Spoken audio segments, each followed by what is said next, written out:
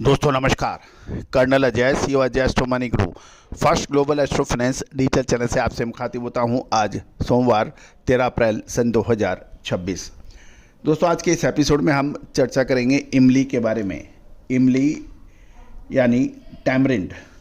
गौरतलब है कि एग्रो कमोडिटीज़ में लगभग सभी कमोडिटीज़ पर अपडेट देने का हमने आपसे वायदा किया हुआ है और यही वजह है कि आज देश दुनिया का सबसे अव्वल स्थान वाला आपका अपना चैनल है।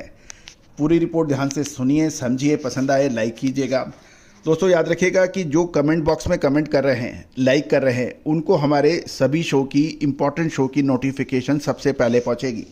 अतः बिल्कुल मत कीजिएगा। साथ साथ अग्रिम रिसर्च रिपोर्ट के लिए आप संपर्क कर सकते हैं।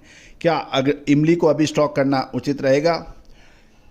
इमली के अंदर क्या संभावना है? पिछले सालों को देख के इस साल का जो कंपैरिजन है वो हमने अपने सभी महानुभाव जो हमें हमारी रिसर्च में सहयोग करते हैं उनको ऑलरेडी हमने भेज दिया है।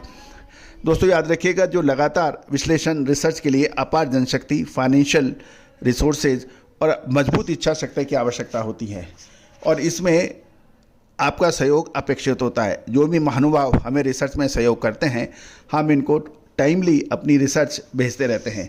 इमली के ऊपर, खाद्य तेलों पर, मसालों पर, चावल, गेहूं, मक्का, बाजरे पर सभी रिपोर्ट जा चुकी हैं। आप भी संपर्क कर सकते हैं। जानिए रिपोर्ट विस्तार से। दोस्तों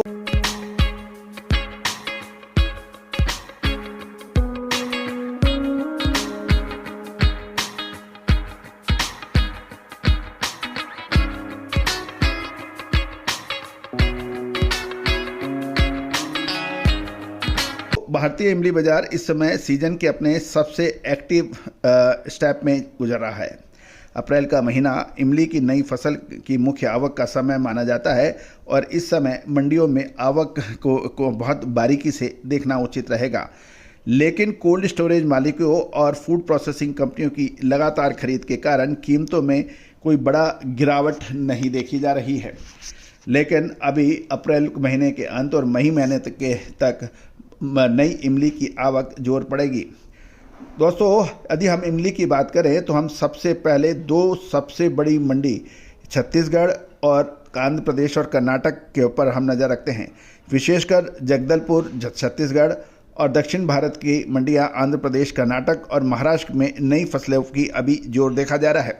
सबसे पहले हम बस्तर इलाके की जगदलपुर मंडी की बात कर लेते हैं। दोस्तों खबर निकल के आ रहा है कि इस आदिवासी बाहुल्य क्षेत्र से बेहतरीन क्वालिटी की इमली की आवक देखने को मिल रही है।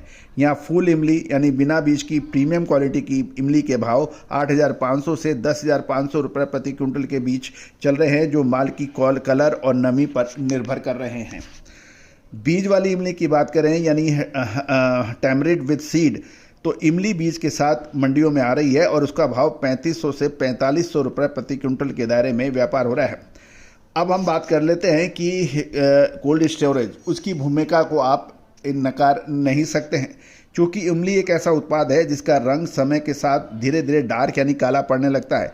इसलिए स्टॉकिस्ट और व्यापारी इसे तुरंत खरीद कर कोल्ड स्टोरेज में स्टॉक करते हैं और इस स्टॉकिंग की वजह से ही मंडियों में माल रुक नहीं रहा है, लगातार खरीदारी देखी जा रही है।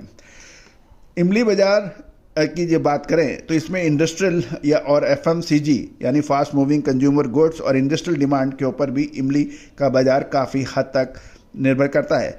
इमली बाजार इस साल सॉसेज, केचप और इमली पेस्ट यानी टैमरिंड कंसंट्रेट बनाने वाली बड़ी कंपनियां, जिसमें एफएमसीजी कंपनियों की खरीदारी देखने को मिल रही है। गर्मी के सीजन में ठंडे cold drinks, ready to eat खाद्य पदार्थों में इमली का अर्क यानी एक्सट्रैक्ट का उपयोग बढ़ जाता है, जिससे औद्योगिक खरीदारी अपनी चरम सीमा पर देखी जा रही है। मसाले, खुशबू और प्योर झाग, टेस्ट से भर दे हर जुबान पे स्वाद।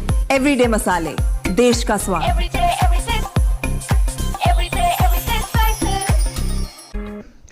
गौरतलब है कि ये सभी जानकारियां आपको मार्केट सर्वे और किसान और व्यापारियों से बात कर आप तक पहुंचाया जा रहा है।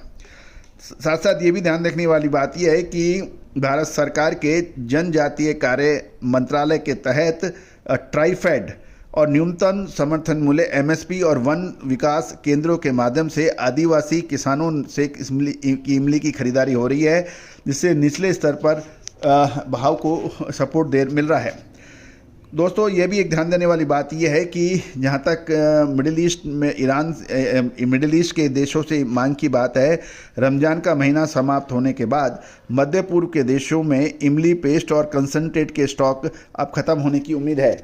वहाँ पे भारतीय निर्यातकों को एक अच्छे ऑर्डर की उम्मीद नज़र आ रही है।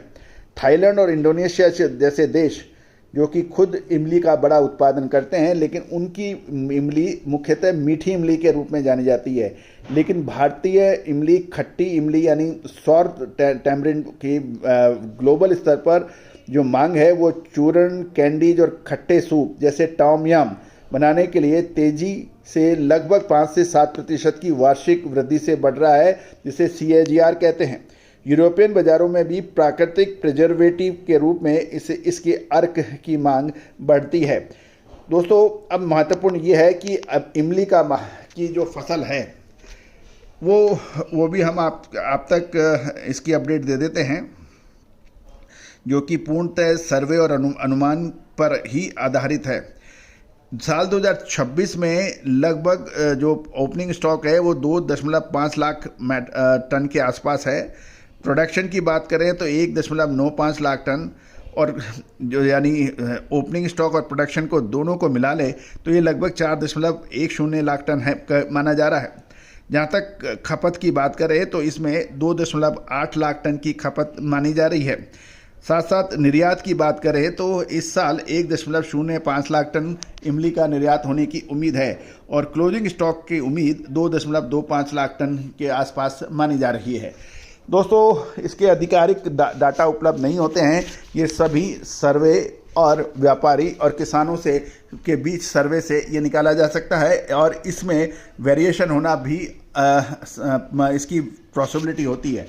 तो दोस्तों, इमली की पूरी रिपोर्ट, क्या खरीदना चाहिए या रुकना चाहिए, स्टॉक करना चाहिए या रुकना चाहिए, इसकी विशेष अग्रिम रिसर्च रिपोर्ट के लिए संपर्क करें। नंबर स्क्रीन पे दिए हुए हैं। All the very best, good luck. शुद्धता ऐसी जो हर घर की पसंद बने। सुधा महेश ठक्कर, हल्दी के विश्वसनीय निर्यातक। आज ही संपर्क करें।